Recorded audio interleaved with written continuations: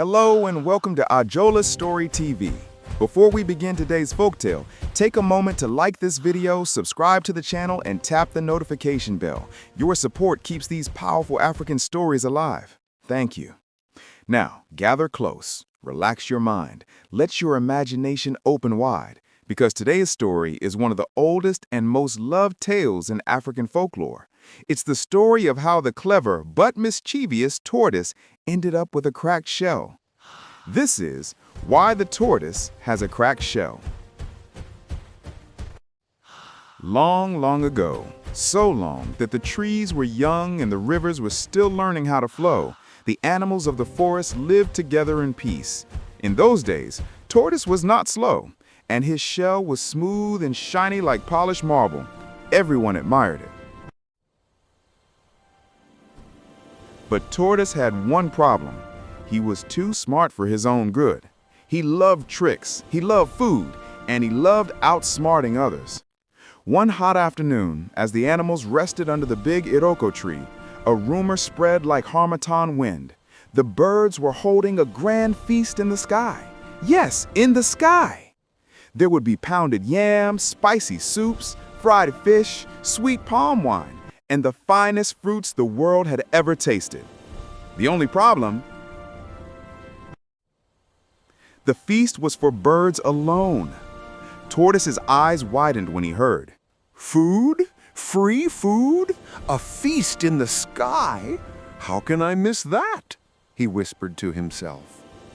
He called the birds and said, "My dear friends, surely there is no feast without Tortoise. Take me with you. I am small. I will not disturb anyone." The birds laughed. "Tortoise, how will you fly? Your feet are too short and your shell is too heavy." But Tortoise smiled his clever smile. "Give me feathers. Each of you pluck just one and tie them together. I will build wings." The birds hesitated, but Tortoise convinced them with sweet words. "You all know I am wise," he said. "If the feast is in the sky, I will use my wisdom to make you proud." And so the birds agreed.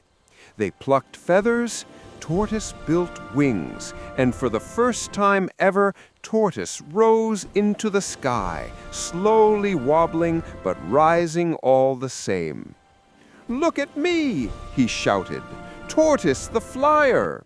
And with that, they all flew to the great feast in the heavens.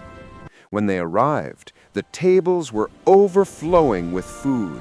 The aroma alone could make a hungry man dance. Tortoise's stomach growled loudly.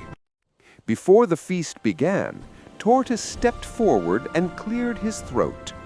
"My noble hosts," he said in a royal voice, "before we eat, know this. My name is all of you. That is what everyone calls me." The birds looked confused, but said nothing. The feast began. A server approached and said respectfully, "This food is for all of you." Tortoise smiled. "You heard him. He said the food is for me, all of you. Thank you." And with that, he ate, and ate, and ate. He finished the pounded yam. He drank the soup. He swallowed the fish. He licked the palm wine. He emptied the fruit bowls. The birds were shocked. "Tortoise, share!" they cried. But Tortoise only wiped his mouth and said, "The food was clearly for me, all of you. That is my name." By the time he finished, the birds were starving and angry. "Let us leave," they whispered among themselves. "But we must teach Tortoise a lesson." As they prepared to fly home, each bird stepped forward and plucked back his feather. One by one, Tortoise's wings fell apart. He was stranded in the sky. "Tortoise," the bird said, "since you like cleverness, use your cleverness to come down." Fear filled Tortoise's heart. "How can I return to the ground?" he cried. He looked down. The earth seemed so far away it made him dizzy. Then he saw his friend, the parrot, and begged, "Please, go and tell my wife to bring out the softest items in our house, mats, cloths, blankets, so I can fall safely." The parrot nodded. But the parrot had not forgotten the insults. Instead of telling Mrs. Tortoise to bring out all the soft items, he told her, "Tortoise said you should bring out all the hard things, mortars, grinding stones, pestles, everything strong." And she obeyed. When Tortoise finally closed his eyes, held his breath, and dropped from the sky, he shouted, "Make way! I am coming down!" But instead of landing on soft mats, crash! He crashed onto hard stones. His beautiful shell shattered into pieces. Mrs. Tortoise screamed, "Oh no, my husband!" But with great care, she picked up every little piece and glued them back together with healing herbs. When she was done, the shell was still strong, but it was never smooth again. It was cracked.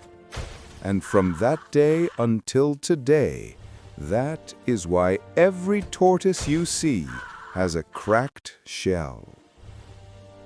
Thank you for listening to this beautiful tale on Ajola Story TV.